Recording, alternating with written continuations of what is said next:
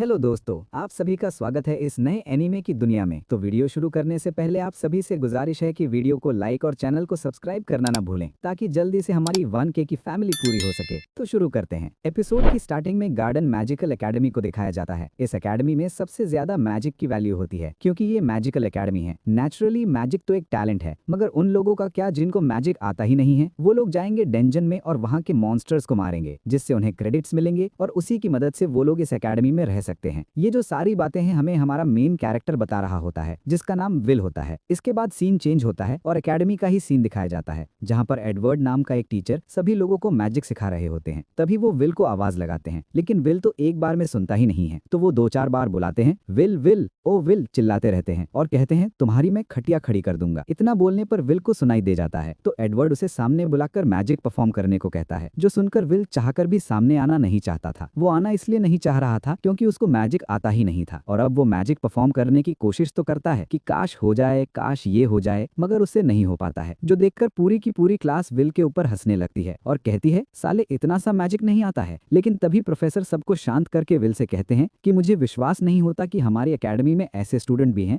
जो इतने आसान मैजिक को भी परफॉर्म नहीं कर सकते। और तभी हमें पता चलता है कि विल एक ऐसा स्टूडेंट है जो कि दिन रात थियरी थियरी थियरी करता रहता है, बस उसको ही अच्छा परफॉर्म करता है। उसके पास कोई मैजिकल पावर नहीं है। उसका परफॉर्मेंस प्रैक्टिकल एग्जाम में बहुत ही खराब रहता है। इसी बीच एक स्टूडेंट खूल बनते हुए एडवर्ड के बिना बोले ही उस मैजिक को परफॉर्म करके दिखा देता है, और मैजिक के खत्म होते ही हमें उस बंदे का नाम सियोन बताया जाता है। आगे एडवर्ड सियोन को बोलते हैं ज्यादा स्मार्ट बनने की जरूरत नहीं है, मैंने तुमको मैजिक परफॉर्म करने को बोला। खैर इसके बाद एडवर्ड बाकी स्टूडेंट से कहता है कि तुम लोगों ने देखा, इस एकेडमी में मैजिक ही सब कुछ है और मैजिक का इस्तेमाल करने वाले ही हीरोज कहलाते हैं। इसी एकेडमी में मैजिक टैलेंट को सबसे ज्यादा वैल्यू दी जाती है, इसलिए इस एकेडमी में उन लोगों के लिए कोई जगह नहीं है जिन्हें मैजिक का इस्तेमाल करना भी नहीं आता है। अच्छा यही होगा कि ऐसे लोग खुद से इस मैजिक एकेडमी को छोड़ दें। बस उसके इसी बुरे बर्ताव के साथ ये क्लास खत्म हो जाती है। आगे हम सियोन को देखते हैं, जो कि क्लास के खत्म होते ही विल को परेशान करने के लिए पहुंच जाता है। वो आते से ही विल से कहता है मैंने सुना था कि तुम फिर से डेंजन में गए थे कमजोर मॉन्स्टर्स को मारकर क्रेडिट लेने के लिए। उसी बीच वहां पर एक और लड़की आ जाती है जिसका नाम कोलेट होता है। कोलेट यहाँ पर आते से ही सियोन को जाने के लिए कहती है, जिस पर सियोन कहता है तुम जैसी अच्छी लड़की इस जैसे की साइड क्यों ले रही है, इसे तो मैजिक का यूज करना भी नहीं आता। जिसके जवाब में कोलेट कहती है कि विल एक अच्छा लड़का है और वो तुमसे ज्यादा मेहनत करता है। तो वहीं कोलेट की इस बात को सुनकर सियोन थोड़ा सा चिढ़ जाता है और कहता है कि सिर्फ काइंड और हार्डवर्क किसी को अच्छा मैजिशियन नहीं बना सकता है। इसके बाद सियोन विल से कहता है कि मेजियो वंडर बनना सिर्फ तुम्हारा एक सपना ही रह जाएगा। अच्छा यही होगा कि तुम इस सपने को छोड़ दो। और इतना कहकर सियोन आखिरी में कहता है छोड़ो, मुझे अपना कीमती वक्त तुम जैसे लड़के पर बर्बाद नहीं करना। और बस इतना कहकर वो अपने चमचों के साथ वहां से चला जाता है। उसके जाने के बाद कोलेट विल से कहती है कि तुम सियोन और टीचर की बातों पर ज्यादा ध्यान मत दो, वो तो ऐसे ही हैं, सबको नीचा दिखाते रहते हैं। जिस पर विल कहता है कि हाँ मैं ये बात तो मानता हूँ कि मैं मैजिक यूज नहीं कर सकता, मगर मैं खुश हूँ कि तुम जैसी क्यूट लड़की मेरी चिंता करती है। जो सुनकर कोलेट थोड़ी सी शर्माने लग जाती है और विल से पूछती है कि तुम ऐसी फ्लर्टिंग वाली बातें इतनी आराम से क्यों करते हो, तुम्हें किसी भी लड़की से ऐसी बातें नहीं करनी चाहिए। जिस पर विल कहता है अच्छा, लेकिन मुझे तो बचपन से सिखाया गया है कि लड़कियों की हमेशा तारीफ करनी चाहिए, और वैसे भी तुम इतनी क्यूट हो तो तुम्हें क्यूट ही कहूंगा ना। जो सुनकर कोलेट तो शर्म के मारे लाल हो जाती है और विल से कहती है चलो चलो बस बहुत हो गया तुम्हारा, बंद करो अब ये। असल में कोलेट एक नोबल है, यानी कि वो बहुत ही अमीर फैमिली से बिलोंग करती है। आगे कोलेट विल को देखती है जो कि आसमान की तरफ देख रहा होता है और उससे कहता है कि आज आसमान बहुत सुंदर दिख रहा है, जिस पर कोलेट भी एग्री करती है। और तभी हमें पता चलता है कि बहुत समय पहले इन सभी लोगों को डार्कनेस के अंदर ट्रैप करके रखा गया था, जिस वजह से इन्हें पता ही नहीं था कि स्काई किसे कहते हैं, और ये पूरा वर्ल्ड सेलेटन होस्ट के अंडर में रहता था। और फिर तभी वहां पर 5 विजार्ड्स आए जिन्होंने मिलकर इन सभी को डार्कनेस से बाहर निकाला। फिर उन्हीं 5 विजार्ड्स को मैजिया वंडर कहा जाने लगा, और तभी से ही मैजिया वंडर को इस वर्ल्ड का हाईएस्ट टाइटल बना दिया गया। और इसीलिए यहाँ पर अब हर एक मैजिशियन मैजिया वंडर बनने का ही सपना देखता है। फिर आगे कोलेट विल से पूछती है कि क्या तुम्हें लगता है कि आज भी एल्बिस वीना हमें ऊपर से देख रही होगी, जिस पर विल कहता है कि हाँ बिल्कुल, वो हमें अभी भी देख रही हैं, बिल्कुल टॉप्स पर हैं। जिसके बाद हमें विल के बचपन का एक फ्लैशबैक दिखाया जाता है, जहाँ पर एल्बिस वीना विल को बता रही होती है कि तुम्हें पता है कि सन और मून नाम की भी कोई चीज होती है जो कि आसमान में होती है, और आसमान के दूसरी साइड पर एक ब्यूटीफुल सा सनसेट देखने को मिलता है, और वो सनसेट पूरी दुनिया की सबसे खूबसूरत चीज मानी जाती है। जिस पर विल वीना से कहता है कि हम एक साथ मैजिया वेंडर बनेंगे, और आपस में फिर वो एक साथ मैजिया वेंडर बनने का प्रॉमिस भी करते हैं। फिर प्रेजेंट में आगे विल हमें ये भी बताता है कि वीना अभी अपने टैलेंट से अभी तक की सबसे यंग मैजिया वेंडर भी बन चुकी है, और वो टावर के सबसे टॉप पर पहुंच चुकी है। लेकिन विल ने भी अभी तक हार नहीं मानी है, और वो भी अपनी पूरी कोशिश कर रहा है। जिसके साथ ही ये सीन यहीं पर कट जाता है, और अगले सीन में हम वापस से विल को ही देखते हैं, जिसको खतरनाक डांट पड़ रही होती है, क्योंकि वो डंजन के 7th फ्लोर पर अकेला ही चला गया था, और जो आदमी विल को डांट रहा था उसका नाम वर्कर होता है और वो इनका टीचर ही था। लेकिन जो भी हो, फिर विल को यहाँ पर उस डंजन के अंदर जाने के 2 क्रेडिट पॉइंट्स मिलते हैं। आगे प्रोफेसर वर्कर विल से कहते हैं, तो तुमने अभी तक गिव अप नहीं किया मैजिया वेंडर बनने के सपने से? देखो, अगर तुम्हें सच में टावर के टॉप पर जाना है तो तुम्हें अपर इंस्टीट्यूट में अच्छा परफॉर्म करना होगा और उस चीज के लिए तुम्हें अच्छे खासे क्रेडिट्स चाहिए होंगे। मुझे पता है कि तुम्हें मैजिक का इस्तेमाल करना नहीं आता है और इसीलिए तुम्हें